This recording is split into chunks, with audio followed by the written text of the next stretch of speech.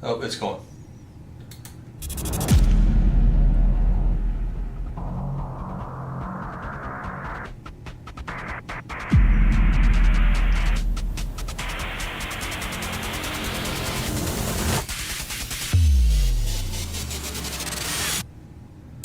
Still ain't showing up. Okay, there it is.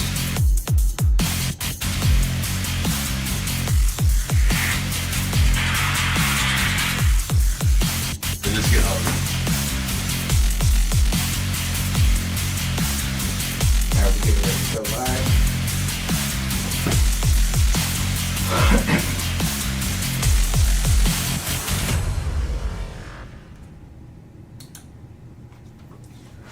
Welcome, or should I say hello? Welcome. Hello and welcome. That's right. To the channel. I'm Pratt. I'm Chris Ruck. And this. It's Craving Cars. And we are live. No, seriously. We are. Right now. If you're watching this, 7 p.m. Central, June 26th, then you are watching us live. If you're not, then you're watching us after it's being live. But that's okay too. There's plenty of comments that you can leave down below about things that we've talked about and all that kind of stuff. And in the process of that, you can also hit the subscribe button if you haven't done that, and the bell notification on our YouTubes. And you can also follow us on Instagram and Facebook. That's right. How exciting would that be? That'd be awesome. I think that would be very awesome. I think it would be awesome. Super awesome. Look at us. I don't know what you did to me over there. I know you punched I yourself. don't know why you put glasses on me. You seem angry. You put glasses on me. I don't know what that was. Well, no, that's me. That's you. Oh, right. You're the angry one. Look, red shirt. I'm so good. I'm punching through the Jeep with my finger. Bam! Like right. Oh, where's it at? Right there. There's the camera. As I blocked the other one too. That's awesome. Well, we have a lovely show for you tonight. We have some various subjects we're going to be talking about, and but first, some of the sponsorships that help make us do the thing. For one, we are shooting right here live. You can see it behind Mr. Ruck's shoulder. We are at the Auto Beauty Center. I like to call it studios because it's kind of what we're doing here. That's right. But you know we got the fax machine. They have their own thing about automotive industry things. As far as fixing stuff in your car, go to I think it's autobeautycenter.com. I think That's right. But there's many things. Everything from I think it's kind of like a body works, auto repair, mechanic, detailing, yep. Yeah, all kinds of stuff. So. Oh yeah, one-stop shop. You have any questions about it? You can leave in the comments or in the chat today. We can answer some questions about Auto Beauty Center for you if you like. However, with that said, thank you to Auto Beauty Center for hosting this glorious studio space for us. Yep. But we have a few others, like We Are Warriors right there, baby. There you go. Jason, he's always out there working hard. We Are Warriors. We Are Warriors Apparel.com on that, so you can get all your awesome, cool apparel. And he does, I tell you what, if you like cool stuff, you have to stay up with him because he comes up with limited edition stuff all the time. Yeah. And he doesn't reprint it again. Short runs. He did like this right here. You didn't get one of these shirts? Yeah, you're out. I feel privileged. You're right. And then Flying Ace Drag Strip. Hopefully we're going to get there a lot more this year. It's kind of been up and down on shows, what we were going to attend. They had to flip some calendar events around, so we'll be back out there for sure. It's an awesome place. One of the top drag strips in the nation right now. So that's right. That's also very cool. We got UnKCorked Wine and Spirits because who doesn't want a good beverage? Dave Doan. I miss Dave. We haven't seen him in a little while. No, we haven't. That's okay. We're all busy. We're all good. They're hustling. all backing us still. Every day we're hustling. Every day we're hustling. So they're out there off of College Boulevard in Kansas side in the Kansas City area. I know if you're watching this and you're not in the Kansas City area, you're not going to find it UnKCorked. I'm sorry. You might find one, but it won't be the same. Yeah, it's not. Yeah, so, but if you're local to Kansas City area, definitely go there because there's some super knowledgeable people. We got RICHLINE Motorsports in his house. That's right. JD and his whole crew, they opened up the building in O'Fallon, Illinois. So now they're here in Independence, Missouri and O'Fallon, Illinois. And I think just in the St. Louis area too in general, right? Yep, exactly. Okay. So big. Cool stuff. A lot of automotive things they can do with a lot of installs, truck stuff and suspension kits and lighting. That's but, wheels and tires. That's a big thing. And they do have their service centers, so you can get tune-ups, car repairs, all of that. Oil changes even, for Christ's sake. Go see Jason. He does a great job there. I highly recommend them. So we got timely delivery service. Big T. You better be watching. Hopefully he's watching. He's probably sleeping. I mean, he might be. I don't know. Recovering from a hard day's work. Early mornings. Yeah. And of course, do you want to talk anything about what you do occasionally? I mean, I'm not talking about your private time. So we are. We're not going there. No, it's cartoons. Obviously, we always look for, especially with nonprofits. We try to help out across that. We try to designate providing PA, music system, all of that for them. So cartoons. Not really technically a sponsor, but it's a music-related DJ thing. He's not actually going to draw animations. Yeah, I don't do the cartoons. I do cartoons. Yeah, that's right. Wiki. Yeah, it's kind of like they're minors, not minors. That's right.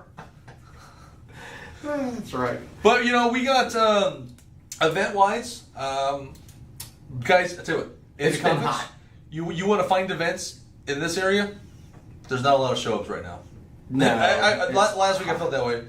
I was going to go for a little jog with some of the Porsche guys here in Kansas City, and I couldn't make it. Just too many things. Were you jogging because the cars weren't running, or did you just decide to jog?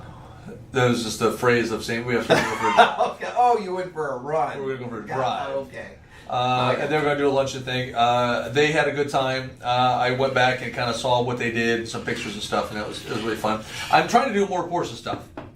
I have a Porsche, and I've had people come out and say, do more Porsche stuff, so I'm trying to get out there. I've only done like one thing with them so far this year. Yeah. That was going to be two. Yeah. We do have a Ferrari thing that we got coming up. Hopefully in September, we'll let you know more about that. Porsche guy, don't hold it against me. Yeah, don't. And Audi guys, don't hold it against me. It's just, It's still cool shit. That's right. Well, I mean, it's Craving cars. It's Italian. It's Craving cars, not Craving German cars right. or something. I don't know. All right, but you know what? I didn't have a lot of stuff out. I don't have anything coming up. But I tell you what, there's a place you can go to see events coming up. Does that make the Kango hats? I don't know what you're saying right now. I know you don't. You're too young. No, I really can't because I have him tuned down. I can't hear anything he says. It's great. It's awesome. Like it. Let me turn you back on. No, on Facebook there is a site. Page on Facebook to see kind of local events to us. What is that called? The 913-816. Oh, yeah, our friend Sean. It used to be Barn Fine Fabricators. Yep. That was our BFF. He's still our BFF, by the way. He is. He does a great job. 816-913, I believe it's car shows. And you know what? BFF's probably going to put that in the comments down below. Of course you will. So if so, there might be. But check him out. And then our good friend, if you do want to know what's coming up in the week, so you can schedule your plan, our good friend Wheels. He does a great job on calling out. He does I think every other week. Will, I don't know if you're on tonight, but I think it's weekly. Because he does. I don't think it's every other week. Because he'll do like a couple weeks out. Oh, maybe it is every week. Holy crap! I'm sorry, I'm only catching it every other week. Yeah. I'm sorry, but he's putting some local events out for that. Now, when it comes to bigger events outside of Kansas City, I've got nothing coming up for this weekend, so we have nothing to discuss with you. So, I'm sorry about that. Yeah, but we do get out of Kansas City. We're not only Kansas City. That's right. We're just based here, so we're still looking for. We're based here, so this is our home love. You know how it is. Yeah, we're still looking to do like a lot with Takeover. NASA racing. Hopefully this year we'll figure out what that looks like. That'll give us opportunities. We do have at least two more events coming up that we're probably going to be attending. One of their big 24, one of their big international 25 get-togethers, and one of their big 25-hour race things. I think it's 25 hours. Yeah, I think it's 25. They had that one do the 24-hour races. You know how that is. They had to step up. They had to go by one. So I just got confirmation that it's Wheels on YouTube. So follow him. Please do. It is every Thursday. He does a great job on. So it's not every other. Apparently, I'm only catching every other. I know, Will. I'll carry you. Sorry, Will. But it's every Thursday. So he kind of, if there's events coming up, he's going to have a video showing you. Yep, there you go. It's something similar. If you guys have been a long time subscriber to Craving Cars, we did something similar, but we only did it once a month and discussed the whole month. We do the podcast now. We kind of discuss as we go on the podcast, and then Will does such a good job. So I retired the up-to-date videos, so we don't need to do that anymore. But however, I think it's kind of moving along with some things. We got some subjects here to talk about. The Jeep. We got some Jeeps we're going to talk about. We're going to get to that momentarily. All right. Well, let me take this down. Hold on. Yeah. Right, go Let me see you jumping the gun. Sorry. Look at you jumping the Jeep. Pulling the trigger. He's Jeep jumping over I here. just like the image of you just poking your angry face through the windshield. But we'll get to it. It's like I went to point at somebody and then I got bit in the ass by a dog. I was like, ah! No, you notice where my arm's reaching. It's maybe I pulled the gear shift too hard. It's like that. All right, a couple weeks ago we were talking about, and we were going to get more into it when we talked about more cars of this subject, but the Corvette, the C8 Corvette ZR1. Now the Z06 came out a little bit ago. Yep. That's a 670 horsepower naturally aspirated V8, like the most powerful naturally aspirated V8 that you can buy. Yep. Okay. Well, the ZR1 was going to come out. It had to overdo it. Of course. So but not only by a little. It decided to go, well, we went from 670 to 1,064. Yeah, so superchargers. Just turbo. Yeah. They went twin turbo. turbos. They Wow, went okay. turbo this time. Jeez. And twins, obviously. I believe so. But the cool thing is they did it to over 1,000 horsepower. They kept it simple. It's still rear-wheel drive, so I can't imagine launching that car over 1,000 horsepower. However, I watched a video. It did it with the 1,000 horsepower Lamborghini, the 1,000 horsepower Ferrari, and it smoked them both. And those cars are way more expensive. Yeah. Now, when I say that, we'll get into that. Corvette decided to go, well, we need to go one more further. So what they do? They made the ZR1X Hyper, which you know about this one. Mm-hmm. Okay, you've read about this one a little bit. This is the one that adds the electric motors now. So now we're dealing with a hybrid tech, like the Lamborghini and Ferrari. That's correct. But instead of the 1,000 horsepower versions, it's 1,250. Like 1,250 horsepower. Yeah.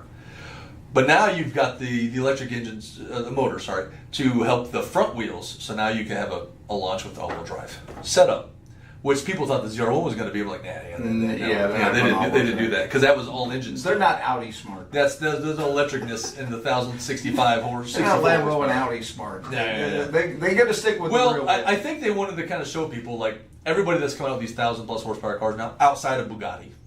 Okay, because they did like the Chiron with like over 1,500, blah blah blah, with no electric engines. I think they're trying to show people everybody else coming with these 1,000 horsepower, but they're all hybrids. Yeah, you know what I mean. And GM says we don't need that shit. We can do that electric. Yeah, and they did that plus 64 more horsepower on top of it. But now they go, well, what can we do if we decided to join the bandwagon and do their old fucking hybrid car, blah blah blah. Yeah. And they came up with 1,250 horsepower. I don't know that much more about it outside of that because we haven't seen any drives on it. We haven't seen any test runs on it. All I know is, holy mother of God! I'm sure it will launch. I very well. This is my most anticipated. Like when the Z06 was announced and was coming out, that was my most anticipated car of the year. That was a few years ago. Yeah. Because I wanted to see what a naturally aspirated flat plane crank V8 was going to do for them. Basically, kind of an engine. I'm not saying it's like based off of Ferrari 458, but it's similar to it. A lot of people say it sounds more Ferrari-like than it does GM. You know what I mean? It doesn't sound the big Corvette V8 sound. This one, however, I don't really know. So if you know something more about it, leave some comments down below. But when we know more about it, what I want to do is I want you guys to tune in next week. We're going to go to the Chevy dealer. Because I got the Malibu. They're going to give me special access to the Corvette. They do that to every Malibu owner. That's what I thought. Matter of fact, they're probably looking at you going, why are you looking at a Corvette? You own a Malibu. That's right. I bought the extended warranty package. It came with the test drive. You know, I had a car like zoomed past me like I was standing still today. Oh, did you? It was a Malibu. Was that a stoplight? Because you were sitting still? I was going the speed limit. They obviously were not. Well, that's probably true. So. You can't push those 2.0 turbos. They work. I don't know. However, you can use your Malibu magic, but I tell you what, we're gonna have a hypercar show. Yeah. As early as next week, so make sure you tune in with us Thursday next week at 7 p.m. Central Standard Time. Yeah. I'm sure some of our good friends are going to be purchasing these, and maybe we can have definitely some showcase kind of give you behind the scenes things. Matter of fact, that's actually one of the biggest things that's even holding us back on some things now is it's been very hot here in Kansas City if you're not from here. And so a lot of people are like, I don't really want to go out with the car with you, Corey. I'm like, I don't want to go either. Right. It is hot. I mean, it's as good as weirdly the enough, van is. Weirdly enough, it's been hotter. Not this year, but it's been hotter at times. But for some reason, why does it feel so much hotter this time? Is it because we're not used to it yet? Humidity. It's like the first. It's the humidity. It has been humid too. Yeah. It's the humidity. I don't care about the heat. It's the humidity. I got you. That's what's. So that's the thing. They have a new Corvette that's ridiculous horsepower. So not I'm only surprised they came out with it so fast. So not only did they do the ZR1 with the most horsepower ever in a production car, they've now just did another one with the most horsepower ever in a Corvette production car. How much difference is the value? Do you know? That's something we'll look into next week. So tune in. We'll tell you the dimes of the cost. Yeah, we'll tell you. I will say now, the ZR1 runs about 175. So you think this pushes it over too? Which in reality, there's probably not like a whole lot of options to add to that. I'm going to be honest with you. GM's not like Porsche or Ferrari or whatever. Where it's like, hey, here's the car, and then for another 80 grand more, you can add a couple options. That's right. So like right now, a GT3 RS, which is about 520 horsepower of a naturally aspirated 6-cylinder. Yeah. You know, flat six, 4-liter flat six. With you putting the options, the VISAC pack, and all this stuff on there, and all this crap, still it's over 200,000. Oh, so you can get a 1,000 horsepower Corvette, Porsche name, cheaper than a 500 horsepower Porsche. Well, there you go. I think I'd go the American way. I'm just saying. All right. However, we're going to get more into that next week. Next week. Next week. We'll dig into it. I got a little bit. We'll get some video data. We'll get statistics. We'll get all that. Absolutely. And some pictures. There you go. Because when I looked at the picture of the new ZR1X, it looks just like the fucking ZR1. I don't know. I can't really tell the difference. No, it's just motors mounted to the wheels. You're not seeing any difference. That's the thing about Corvette when they come out with an edition. Outside of things that you know to look for, like maybe bigger intakes or a little wider, flared rear end, it looks like a Corvette. Yeah. To the average person, someone pull up like, "Hey, you bought a $70,000 Corvette." It's like, no, this is a $200,000, and they won't know. Yeah. Okay. They just won't know. Not that matters. Except for the owner and people like you and I. Yeah. However, do you mind if I rant about something for a minute? Sure, go ahead. What you got? He okayed that. Did you guys hear that? He okayed that I rant about something. All right. Well, let's not rant so much. Okay, so how about this? Many manufacturers. Many of them have a type of what they would call in-house tuning. Okay. So above the base models. So right. So like for instance, BMW has their M cars. Mm-hmm. Okay, so they have you put an M on something, it's got to be better, right? Sure. It's performance oriented is what we're getting. Right. Okay. Toyota has like the TRD. Ford used to have the SVT. I don't know what they have nowadays. I guess they just do Shelby stuff now. I don't know. Like Mopar, you got the SRTs. Yep. Chevy would always put an SS on something that was the higher performance stuff. Yep, that's usually a GM. Except for, you know what? Corvettes were the only thing they didn't do SS on. Can you believe that? No, they put the ZR on everything. Right. It was either it was the Z something, Z package. That's right. But everything else, they had Camaros SS, Malibu SS. You know, they had all these SSs. Chevy SS, the Silverado SS. They had all these SSs. But anyways, you get the idea. Yeah. And there's tons of them out there that do their thing. And one of my more favorite ones, on the Japanese side anyways, has been Nismo. Nissan Motorsports is basically what it stands for. Yeah. So that's their racing development. Like TRD is Toyota Racing Development. Yeah. Okay. Now, Nismo wasn't around way back in the day when they did all the racing, and they weren't even there back when the R32 Skyline even came out. They came out a little bit later. Okay. Right. They did have some Nismo versions of the Skylines, just not quite that early. Not until I think the R34. However, that was an awesome thing. But more modern times, when I say modern, let's go back within at least 20 years, right? Yep. They've had the 350Z Nismo editions. They had the 370 Nismo editions. They had the Nissan, the GTR. They came out with the Nismo editions, but what do they all have in common, Chris? They're called Nismo. Yes. Was that good? That was pretty quick, wasn't it? I thought that Here, was hold on, ready? Move your head, right? 3, 2. No, you're supposed to okay. All right. Yes, you are correct. They said Nismo, but guess what? They were all a higher performance edition of the higher performance cars. But were they? They were. So were they? The 350Z, the 370Z, and even the Nissan GTR. Okay. Okay. They all had upgraded suspension, more power, Bigger tires. usually bigger brakes, sometimes fatter tires. Actually, as 350, 370 goes, yes, they did have fatter rear tires. Yeah. I don't know if the GTR really changed. They might have been the same size tires. I don't know. I don't know. That'd be a question. I know they had their special Nismo lighter rims. They had light rims. Yeah. They might have been the same size on the GTR. Do you think they came with The GTR was such a high-performance car anyways, it's hard to say. I don't know how much. But they did have their specific Nismo rims. Yeah. They still had the better braking, better downforce. Usually they have bigger spoilers on them. Yeah. And then you'd get like better bucket racing seats. I mean, it was all a performance-oriented thing. If it had the Nismo badge on it, not only in my opinion did it look cooler, but it was functionally cooler. Yeah. Like it didn't just throw looks on it just to make it look good. It was functionally good. The seats were better, the downforce was better, the handling was better, the acceleration was better, blah, blah, blah, blah, blah. And then they came out with this car called the Nissan Juke. Okay. Don't tell me they put a Nismo brand on the Jeep. A while back, actually. Yeah, they did. Really? They did a Nismo edition of what I call the Nissan Joke. I think that's. Richard Hammond and I needed to get together. Richard Hammond, you know who Richard Hammond is? He's from the old show. It's a real small show they did in BBC called Top Gear. I don't know if you've heard of it or not. Good friend of ours. And they did some like show on Amazon called the Grand Tour or something, GTM. Yeah, something like that.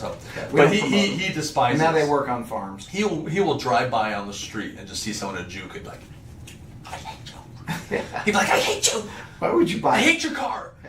It's just the It's worst a part. joke. I got a buddy saying, you know what? What do you think about the Nissan Juke? I'm like, You mean joke? yeah, I don't know what you're asking me right now. Yeah. I think they're buying one.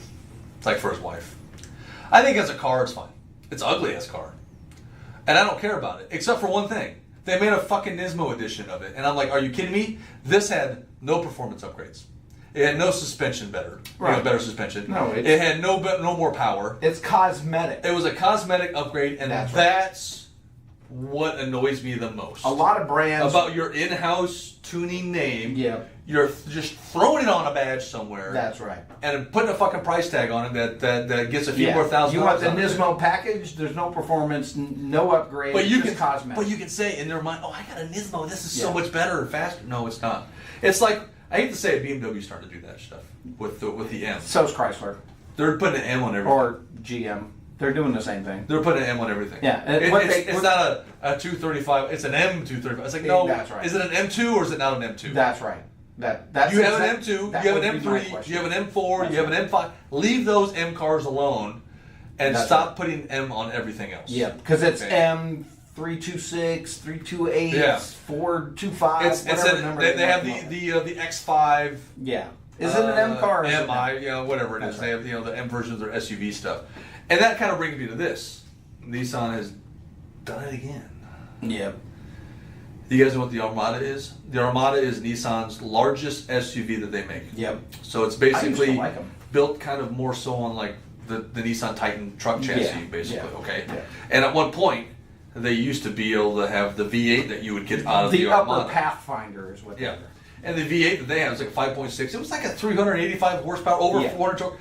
I mean, that's a relatively decent V8 right there. Okay. Yeah, but heavy as shit. Now they put a V6 twin turbo in it, and you know what? I tell you what, Japanese do a great job with smaller engine turbos. I get it. Yeah, they do. So I'm not judging that part. But what I'm judging is the fact of Nissan is now making a Nismo edition Armada. It's cosmetic branding is what it is. I don't know much about this, but when I saw some pictures of it, I don't have any for you. I'm sorry. Because you know what? Even I didn't bring this up to Chris, or he would already have a picture, so it's my fault. Well, that's all right. But it's ugly as sin. Even Chrysler does it with their SRTs, or Dodge. SRTs, they do SRT design. There's no performance. It's just the design of the car. They give you the SRT rims. They give you some of the ground effects. Volkswagen does that shit. I know. The Wolfsburg edition. You've got the GTI, which is its own thing. And then you have the Golf R, but then you have the R design. Yeah. Which means no performance upgrade. No, it just it's looks just like a trim package Yeah. to make it look more R-like the Golf R would be. Which would be just like me taking my Jeep Commander and putting an SRT badge on it saying SRT designed. It's nowhere near an SRT. Well, see, they actually made SRT 8 Grand Cherokee. What do they call that? They did and that's an actual SRT 8 Grand Cherokee. Which was pretty beefy. What's it called when you? I don't want to say fake, but if you were to take, let's just say I've seen this. Okay. You see somebody driving in a Audi S5. They put an RS5 badge on it. Yeah. Right. Fake branding. Right. One, right. What do they call that? What the word is called? Stupid. That's what it's called. That's what they call it. And Stupid. even people in the military, I've seen people not in the military that act like they were. I've seen people put badges on stuff that didn't make sense. Like some guy had like a V6 Mustang and they put a GTR badge on it. I go, that's not even a Ford thing. Yeah. And they put a GTR on it. I'm like, that's like Nissan. Or even back in the 80s, it was like a Skyline GTR badge that they stuck on their Mustang. And I'm like, what are they doing? Remember that everybody would put turbo badges on every car they had. It did have a turbo. They just wanted to say turbo. They put like this little whistle in their exhaust. You go to AutoZone. It sounds like a turbo. You go to AutoZone and buy the little plaques that say turbo. You just start sticking it all over. You go from the same place. You go to like O'Reilly, for instance. Put a little thing on the end of your exhaust pipe, and it makes. Now the manufacturers know that people do it, so they'll buy it, not knowing you're not getting the performance upgrades, but you're branding your car like it is. Now I do know this: the V6 twin turbo Armada, the Nismo one, is 460 horsepower. That seems pretty decent, but it is a 6,200 pound SUV. Yeah, way heavy. Which means that's not going to feel very fast. No. They also said, apparently according to the regular Armada, it is a 35 horsepower bump. So technically speaking, this Nismo edition does have more horsepower, unlike the Juke did.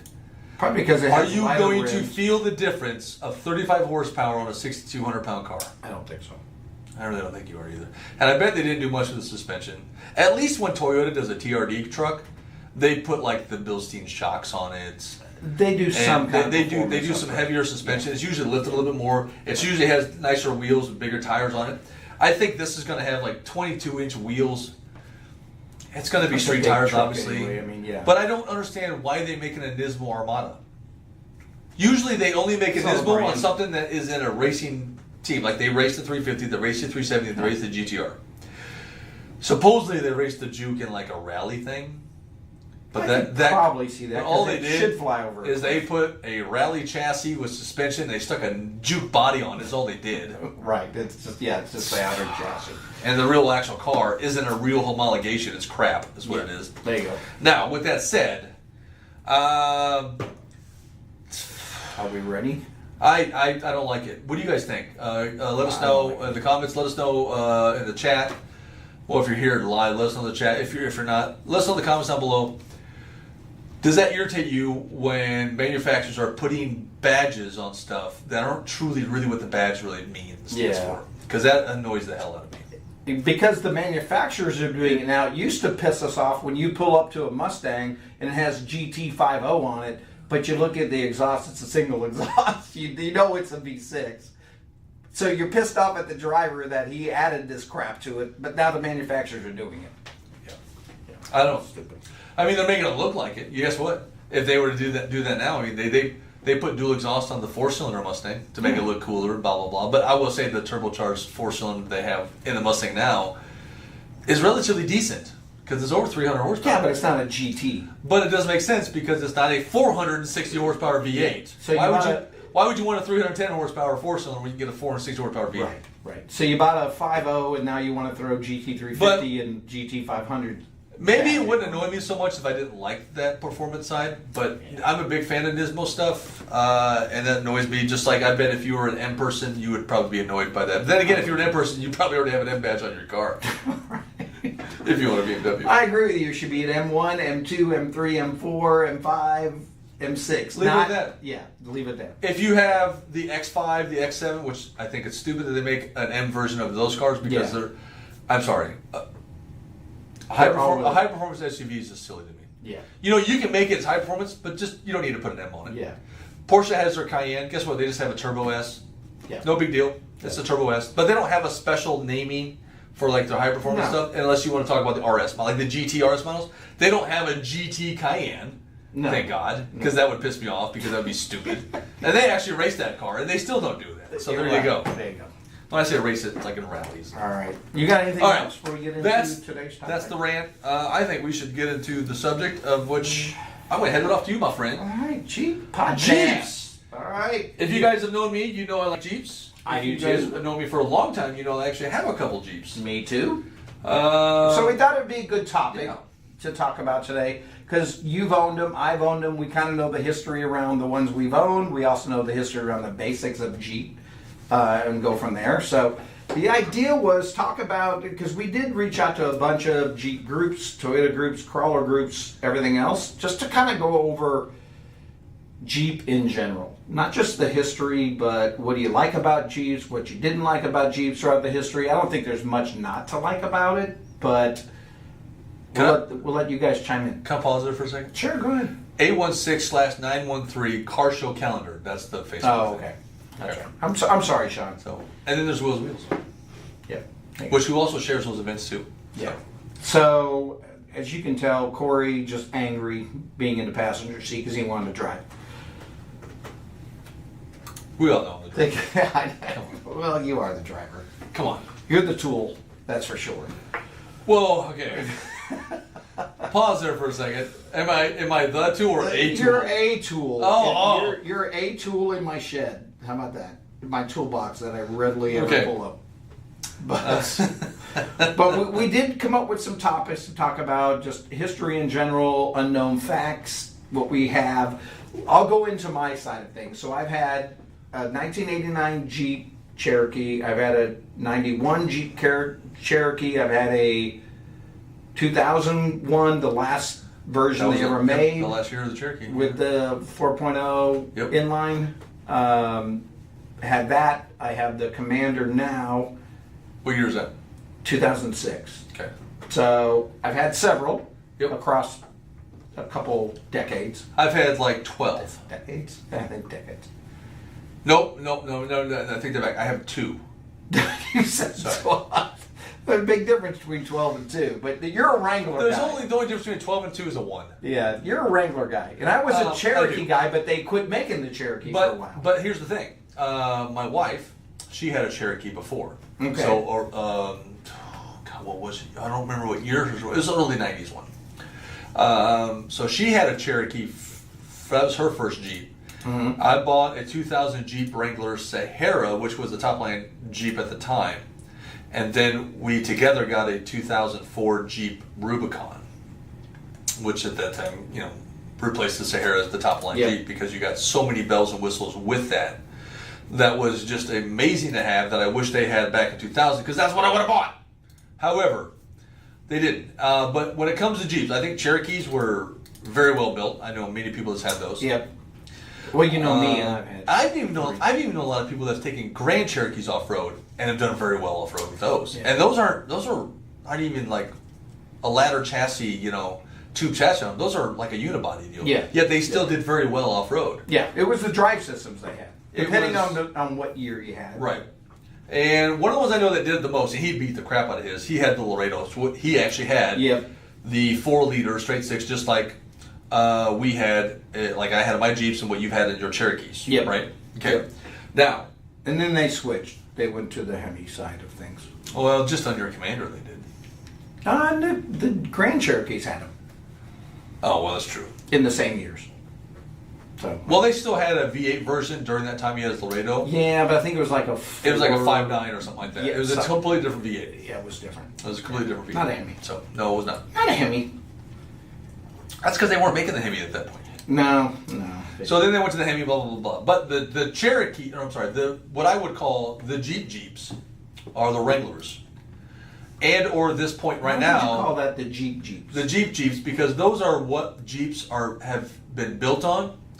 Those are still built on a relatively same basis of what started the Jeep. So you're saying the CJ models?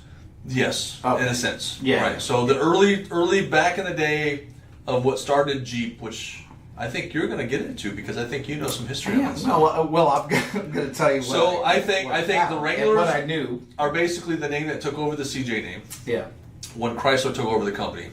And then right now, besides those, and then the Gladiator, since the Gladiator don't have a Wrangler name, the Gladiator is a truck version of the Wrangler, basically. Okay. And so, in my opinion, those are still very rugged, very off-roadable, out of the box vehicles that you can go bang the crap out of without worrying about if I'm going to make it home. Yeah. Okay. Now, with that said, I don't think they make a Jeep right now that can do that as well as those goes. No, like, I don't I've seen people still do Grand Cherokees, but newer ones, not so much. Yeah. Well, they even have the new. They have the new. What is that new? The Rubicons, the the Rubicons, Mercenary editions. But those are only in the Gladiators and the Wranglers. Yeah. Yeah. So that's all you're going to get. So all these other Jeeps that they have may say Jeep on them, but they're not really the same offer. Oh, you mean like the Patriots, the Liberties?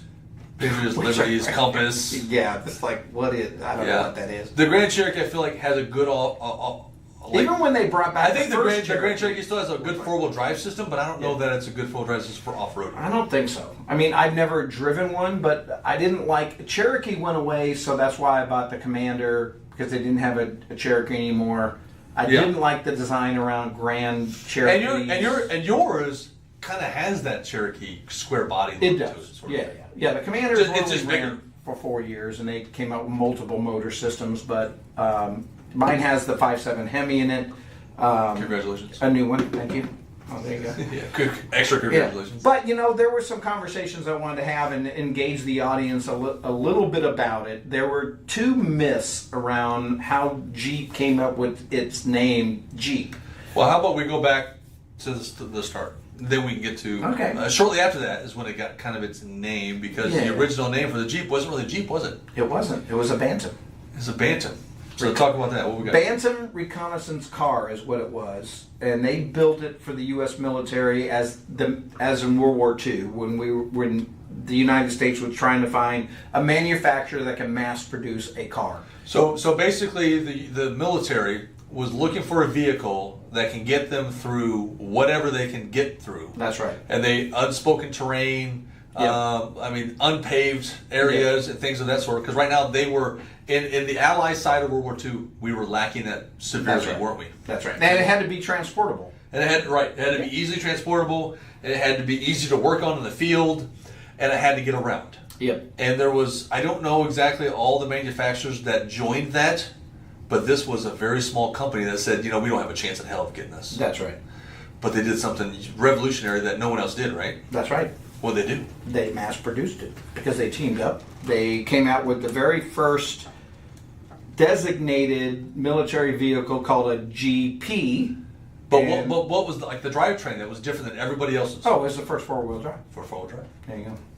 That was a phenomenal thing right there. Yeah. That made the difference of being able to get around to not getting around. That's right. Huge deal. If you guys ever off-roaded, try off-roading and don't switch to the four-wheel drive. Right. See what happens. You're right. See how far that goes. It doesn't really work very well. It was, and then obviously, the military designated as GP. That's one of the first myths where the Jeep name came from. That's actually pretty interesting because when you said that, I was like, wait, I think I knew that, but I forgot it until you mentioned it earlier. And the GIs would call it Jeep, just for short. Instead of saying GP. That's right. And then the other myth around the name, why it came out with GEEP, is from the Popeyes version of Eugene the Jeep.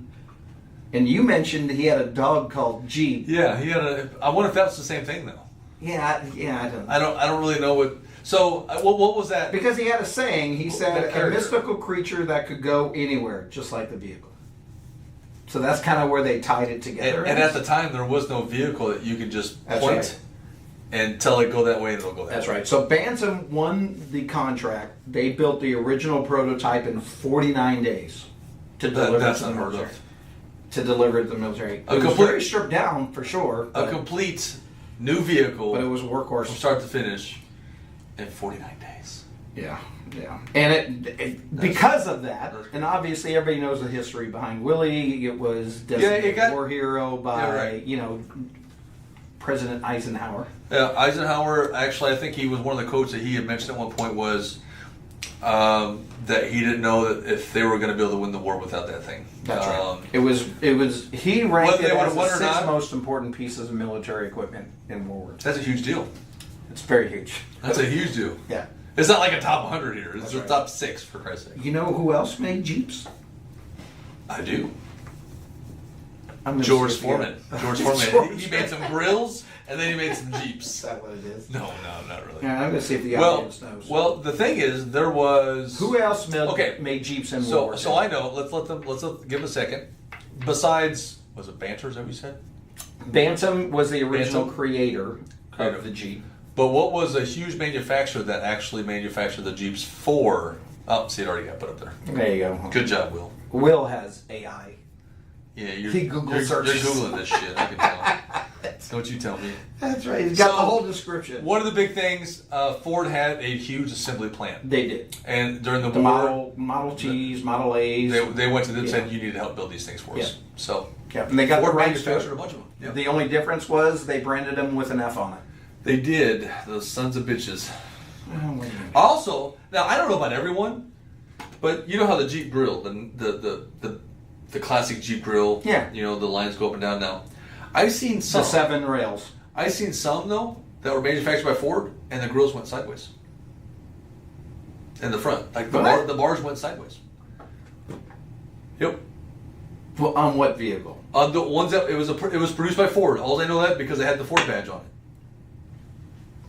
Or stamp on it. They put their own crap on it. They And didn't so, work very well. the only thing I can think of is that maybe they did that for a little bit, and they said, no, what the fuck are you doing? No, go back the other way. And then they went back the other way. So I'm guessing that maybe Ford did that at the beginning so they can immediately look like those are Ford built ones. That's so right. they can take the pride. But I want to say they changed it. But I'm not 100% on that. But if you look at them, yeah, the grills went side to side. I thought that was really, it's actually kind of ugly. Yeah. Because I'm always used to, you know, The 7. the normal Jeep one. Which Hummer tried to do and got sued for. Well, Lost. and you know what? They did not lose. Oh, did they win? Because they said no. They were built that during a military contract, and the Hummer was originally built also as a military contract before it ever became an actual civilian car. So they got away with it because it was military. That's right. Patents. Those bastards. Anyway, Jeep introduced the first auto 4-wheel drive. That's pretty cool. 1987. Jeep Cherokee. Now, how about this though? But after the war, though, obviously we know Jeep didn't end. No. That's where Jeep really got started, to be honest. It became a huge civilian vehicle afterwards. Yeah. The biggest one known as the CJ models, correct? That's right. The longest running production vehicle in U.S. history. Was it the CJ5 or CJ7? CJ5. CJ5. From 1954 to 1983, Dang. the CJ5 was produced. 29 years, longest production run. Right. of a vehicle. Now, when we say that, we're not talking about like the longest name of a car, because like let's say Corvette, for instance, has been around longer than that. But Corvette has gone through different variations. That was one CJ5 generation. They didn't change. That That's was like right. one huge generation of Yeah. CJ5s. Yeah. There basically was the same car for what 29 years. 29 years, the same vehicle. And they might have changed a couple engines, but even Corvette completely changed the cars. You know what I mean? Even though the Corvette name had been around since, 54 or something like that, all the way to today. Yep. So I think that's the longest running class of car, like the Corvette, I think. But the problem is they're on their 8th generation. This is a one generation of CJ5, am I right? Yeah. It's basically built on the same freaking chassis, same yep. everything, Yep. for 28 years. Same, yep. Golly. 29 years, yeah. 29 years. That's a long time. That just goes to show you, hey, if it ain't broke, don't fix it, right? That's right. All right, here's another question for the audience. Oh. What is the one option on a Jeep that you can still get today? From 1941. So 1941 had an option of a Jeep that you can still get today. Now, are we including the 4-wheel drive part? Because that's standard. Well, okay, yeah. That's it. Yeah. That's kind of like that's a thing, right? So. Okay.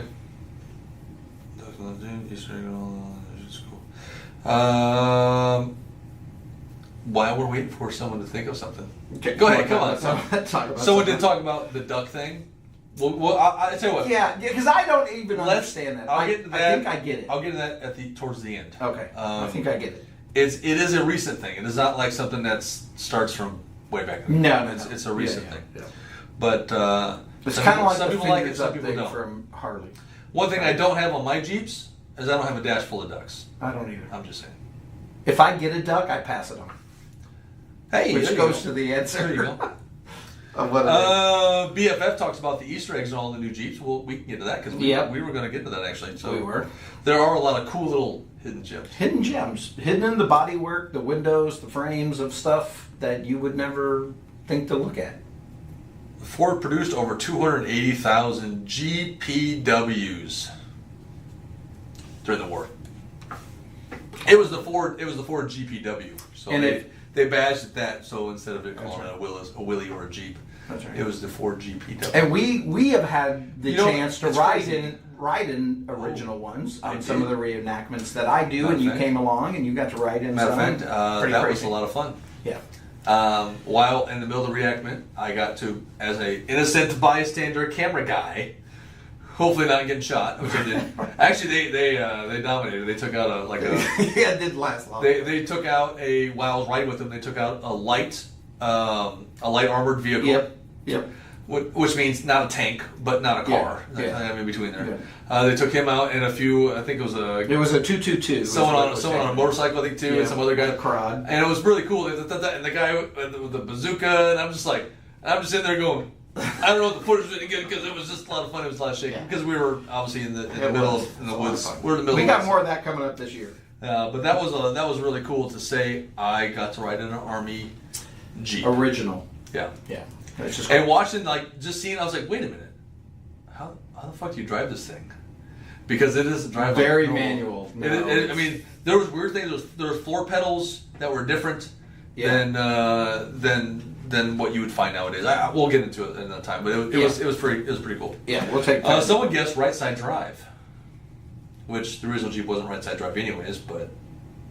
They make right side drive ones before the post office. I didn't even know they made a right side. Besides the post office. They actually still do to this day. You can order a right side drive in America. I don't even know what the post office, the old school post office cars were made. So remember back in the day when all post office were there were Jeeps. Yeah, they just had this little square body. They were based. There was a CJ. They were a CJ5 based thing. But they had a Chrysler part, they had an AMC part, they had a Ford part in them.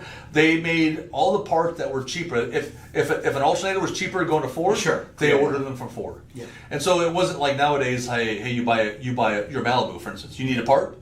GM's gonna have all your parts. Sure. That was one was like, I don't know. This might be a Ford part. This might be a GM part. This might be an AMC part. I don't know. Yeah. But they built those for so many years. All of them were. I don't know how many years they built them for, but that was the biggest thing. They were only 2-wheel drive.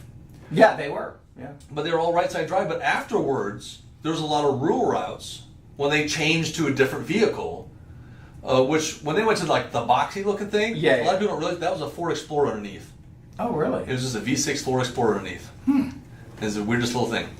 But anyway, outside of that, I don't know what they make them out of now for this point. But they still make the right side drive for the people in the rural routes, and they made the Jeeps because in the rural routes you never know what the weather's going to be like. The roads aren't upkept, so they made sure that they would have 4-wheel drive and all that kind of stuff so they can get the mail delivered. Right. So that's it. But no, that's not the answer.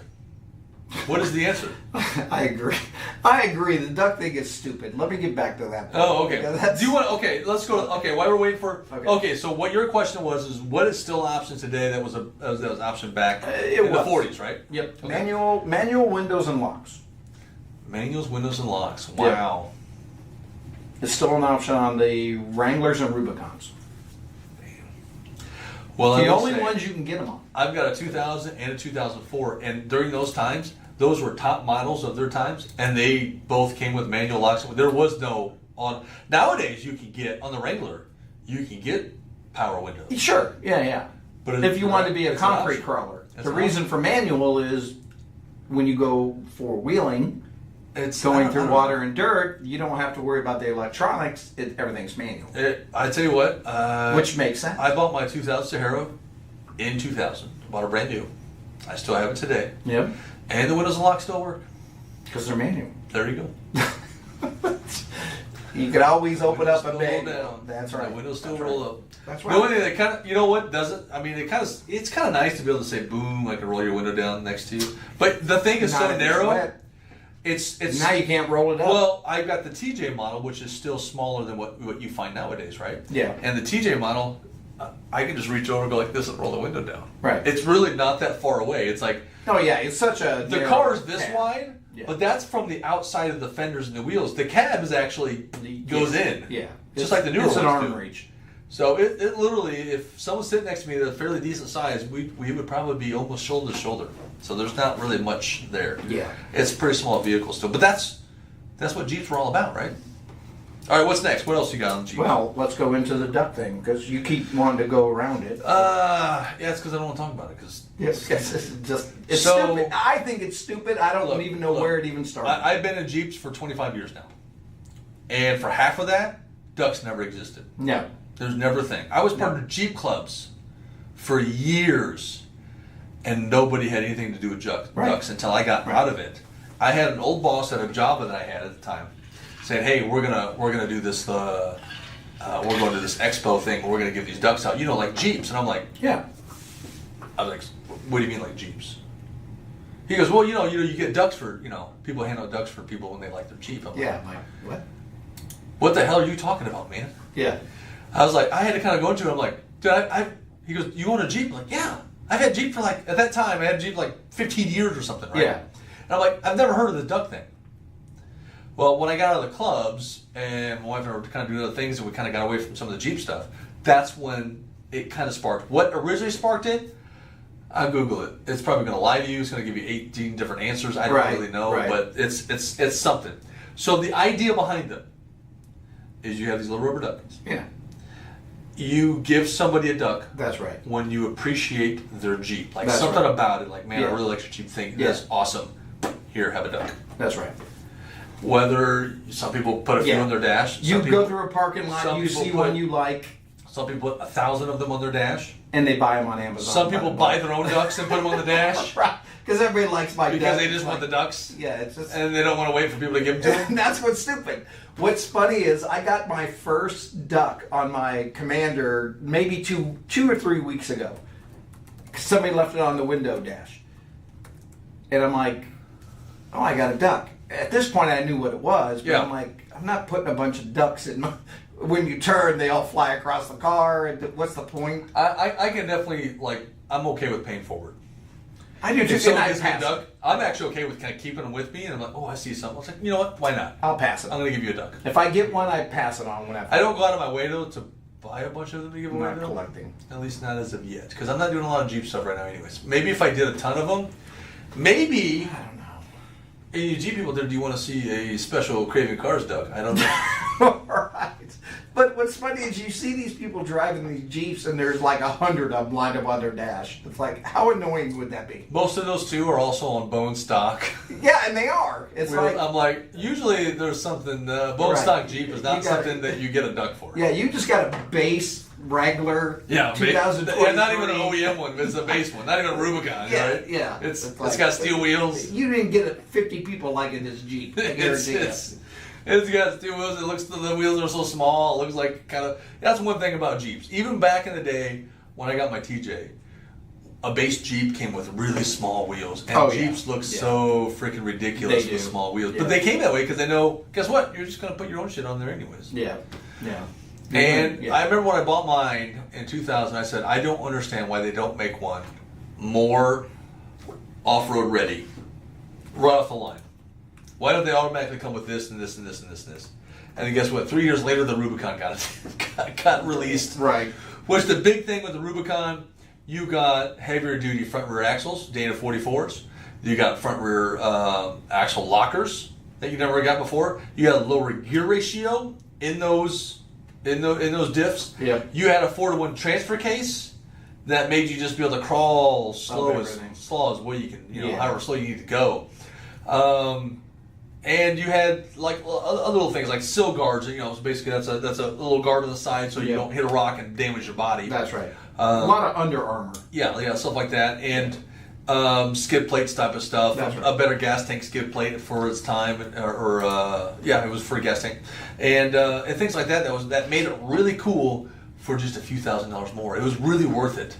I wish I had it in 2000. I would have bought that. That's right. But to turn my Sahara into a Rubicon. would cost me a lot more money than what our 2004 Yeah. Rubicon cost in comparison to what a Sahara was. Yeah. And it's just like, wow, it's a bang for the buck. If you're truly going to go off-road, a Rubicon truly is a bang for the buck. Yeah, because it saves you having to build out your own. Because if you have to build it out with the same thing a Rubicon comes with, yeah, you're gonna spend that much more money. Yeah. And it's a warranty. But however, what else? What else we got? We got some cool other little history facts. Some Jeep stuff. The one Jeep I hate is the Jeep Liberty, but it was the first to use diesel in the United States. That was the first gen. Yeah, the first gen of stupid car. Of the Liberty. I don't know why they went so small. I think they did it because they did that same Liberty in Europe as well. Yeah, Liberties, that was Compasses, and Patriots. I can't stand them. I hate that they wasted the name Patriot on that car of Jeep. I hate it. My daughter has a Compass. I don't want. Yeah, she likes it. Okay, that's okay, honey. As long as you like it, that's fine. That's all that matters. Yeah. But here's the thing: if you like the Jeep name and maybe a little bit of that Jeep look with the grill, yeah, and you're never going to go off road, to be honest, a Wrangler's a waste of money. If you're going to buy a Wrangler, it's a and you never go off road. Yeah, it's not. You better get into the Rubicon, the Mercenary levels if you want to go any kind of off roading. The base model you're better on, and that's just for street. So, and last but not least, Jeep sold in over 140 countries. 140 countries. Even today, a lot of it is used by third country military for Jeeps. Wow. Yeah.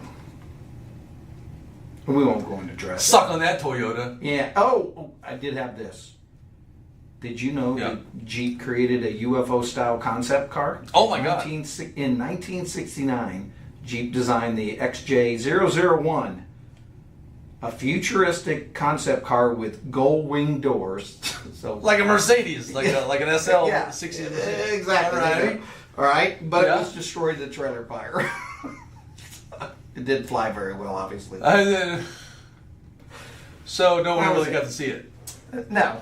But you know what? I'm a big Jeep fan. I don't. Besides the small ones, even they look okay. What was your first year? What was the earliest that you had? Jeep 89. And 89. 89, 91, 2001, and 2006. I didn't ask about the other ones, so you can just 89. We'll edit that part out. 89, 91 were the same. I only bought the 2001 because it was the last year they had the 4.0 in. 2001. Yeah. You said 2000. Oh, 2001. There you go. You know, 65th anniversary. You know the difference between a 2000 and a 2001 Cherokee? 1 year. Nothing. One says 2001 on it. Well, it has a 65th anniversary badge on it. Identical badge, or identical vehicles. There was no difference in them. There was no difference. However, they were trail racing. How come you never bought a Wrangler? Never liked them. All right. Tell you what, see you later, guys. Nice joint.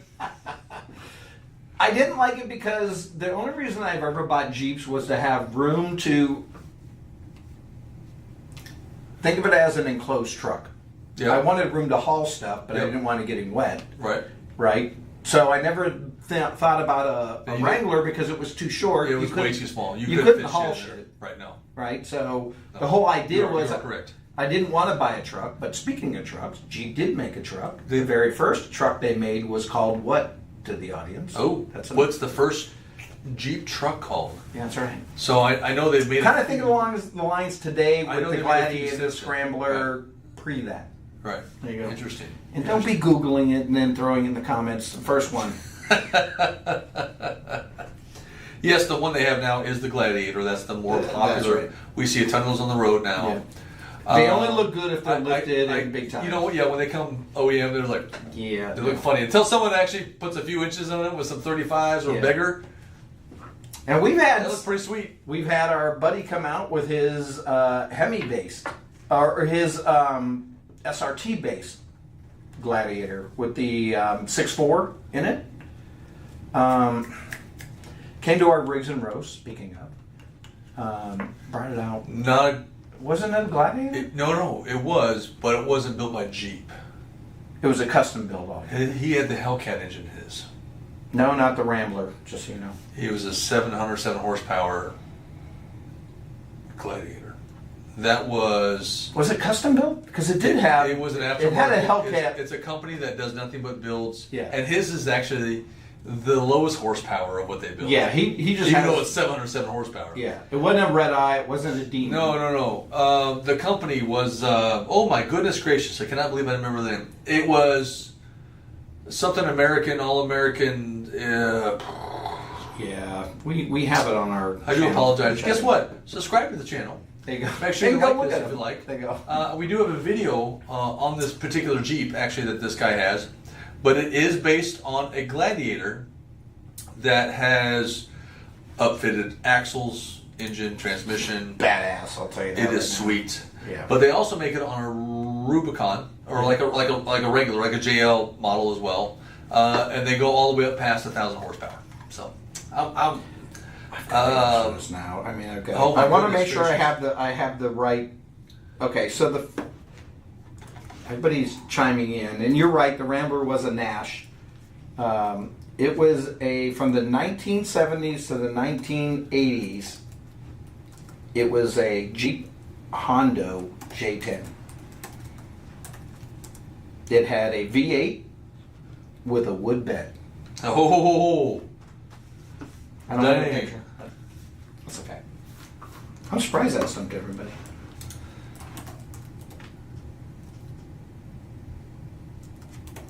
Yeah, you're right there. Good call out, Vampire. And yeah, I'd like to hear the story behind all the ducks There it that is. she has in her window. It's a company. Check them out. AMW4x4.com. It is America's most wanted 4x4. That's it. That's it. I'm glad I got to find it real quick for everybody. Yeah. That is ridiculous. Now, as far as I know, they're only building them on Jeep platforms. Most of them are on the Gladiators. Okay. Okay? But if you want tank tracks, they'll put tank tracks on your Jeep. Yeah. I mean, you want, Well, isn't it- like I said, the lowest horsepower that they deal with is the Hellcat engine with the 707 horsepower. Which the kind of cool thing about that means I'm not here to put that much down. that to means full-wheel that drive. means they're not putting LS in it. You know what I mean? Which means it's yeah. all in house. Yeah. They're using in-house power. And it's all Mopar. And they're using Mopar on Jeep stuff, which is in-house stuff. Yeah, that's cool. But their Jeeps, if the money was there, that's where I'd be buying mine. Yeah, it's sick. We've I'm had not- it I'm out not to our kidding. rigs and roasts. I'm We'll not have that kidding. coming up next week. If, We'll cover if money wasn't an option, someone says you got to go buy a Jeep today. Yeah. America's most wanted 4x4. There you go. Go check it out. .com. All right. Well, I'll tell you what, man. That's all I had. It was a great show. I think we need to wrap things up. Anybody have any comments? And leave it in the chat. Anything But else? they're answering my good questions I had. What else did you have? What was the last thing that you? Okay, you talked about the truck. Now since then they've had, like your Jeep Cherokee, they've had a truck version of that. Yep. They've had a lot of. They had the Scrambler. Even in the 50s and the 60s, they've had Jeep, like early. They've had so many different kinds of like just your consumer Jeeps. Yeah. That were just like your everyday vehicles. And they also had things like that. And they also had a Kinda lot like they of, have nowadays. And they had also a lot of not. What do you call it? Not. They were on the commercial side. They made different versions as a utility vehicle as well. So the truck started as it was called the Jeep J10. So Yeah. the Honda was a trim package on that. That's right. Okay. Yeah. All right. Yeah. All right. Yeah. Awesome stuff. Now, I know there's a lot of alternatives nowadays. I'm not gonna talk. Jeep's been around since the 40s. Yep, it does. Okay. There has been all kinds of competitors that have come and gone, That's right. and the only one who's stood up on top every single time has been Jeep. I love it. Okay. I love it. I think I think it's it's an American thing. I've had a passion for them ever since I was a kid. I think it was just more of a, you just know what you like when you look at it. You're like, I don't know what it is, but I just think that looks cool. I think it because it started off as a military vehicle. It's like the Humvees. That doesn't help. That doesn't hurt either. And maybe that's why I kind of like Humvees. Humvees only caught on because Not the they were H2 and military. H3, but the actual Hummers. Yeah, they only caught on because they were military vehicles. Yeah. That was it. Same thing with Jeep. They caught on because of the wheelies, and it just carried on. But they also created great stuff. They throughout made the so years. much stuff. And to me, the Wrangler was the big one for me. I think it just kind of has a cool look to it. Yeah. I think I have two TJ models. I still think the TJs are my favorite looking of all the Jeeps, even including the new ones. As much as I would really love to have a new one. But I don't know. Taking the tops and doors off was always a cool thing to me. It was. I know you couldn't do that with the Cherokees, well, without some wrenches Yeah. and things of that sort. But I just have always been a big Jeep fan. I know there's nowadays we got more competitors out there than ever. Yeah. Okay, in the off-roading, overlanding world, which means if you don't stay up with Craving cars, you'll know that rigs and roasts is something that we do. Yep. And we're going to try to do more of those here this summer. But I mean, I know we didn't talk about Broncos. I know we didn't talk about the Toyota's line, like the 4Runners and Land Cruisers and the FJs. Yeah. The FJs came. They were basically extremely Jeep-like. They disappeared. They kind of came back as a retro thing in the early 2000s. I thought they were really cool. They disappeared again, unfortunately. Land Rover, if you got the money, they brought the Defender back. Right. Stuff like that. The Grenadier, that is completely new altogether. That is a rich guy that says, I wanted to build a new Land Rover Defender, and he came out with that with a BMW power plant. That's right. But those are on the higher end side of things. On overlands, we can get more of those if you want. Maybe we. There are so many vehicles that can be made. My favorite on the Japanese side, on the Nissan side, the Xterra was always a fun one for me. Yep. And someone says, "Why didn't you buy an Xterra?" I'm like, "Well, I think those are awesome." Because, well, why didn't you buy one? The Toyota. Because Jeeps existed. FJ, That's why I didn't buy one. I always liked the FJ. It was And nice. FJs were awesome. Someone says, "Hey, why don't you go buy an FJ?" I'm like, Expensive, but- "Yeah, but Jeep exists. Exactly. I could buy a Jeep for I half don't the want a price Jeep." of an FJ. Well, this is more reliable than a Jeep. And I'm like, I don't really care. Says who? And to be honest, come on, my Rubicon, it's got 233,000 miles on it. It still runs fine. There you go. Okay, so Yeah. so Good for them. take that, Toyota. No, I'm just kidding. Yeah, I think a lot of those cars are fantastic out there, and we have a lot more to come. Yeah. If you want us to talk more about some more type of vehicles, we can do that in a future podcast. So just let us know in the comments down below. Yeah, Like, share, and subscribe to this channel, and follow us on Facebook and Instagram. And I think we're going to close it out for the night. Thanks I think to it's time our to go. sponsors. Appreciate you to all the sponsors. We are Warriors, Flying East Drag Strip, UnKCorked Wine and Spirits, RICHLINE Motorsports, Timely Delivery Service, and the Auto Beauty Center for letting us have here in this lovely studio. That's right. That we got the outside look. Still looks a little stormy out there, but that's okay. And to our biggest sponsors, my wife Tamara, your wife Dottie. Our biggest supporters. Yeah, there you go. They don't actually give us. Well, any they're money. sponsors. They don't give us any money. Though. We charge them money. We give them money. Well, don't what? we? You're not collecting? Don't we give them money? That's like a reverse sponsor. Isn't it? No, see, you're doing it wrong. No, it is our absolute most. I get best the money. Sponsors and followers and blah blah blah blah blah blah blah. Basically, I get my money back because I give her the money and I get it back. There you go. All right, Thanks for watching, everybody. I'm Corey Pratt. I'm Chris Ruck. And to remember all you cravers out there, You keep craving. you hit that button. No, let's stay online. It's a good conversation. You don't remember the button this time, though, right? I know, right? I gotta find the closing screen. Oh. There we go. All right. Woo!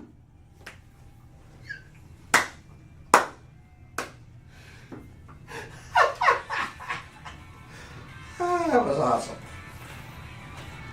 We do good on just coming up with shit last minute.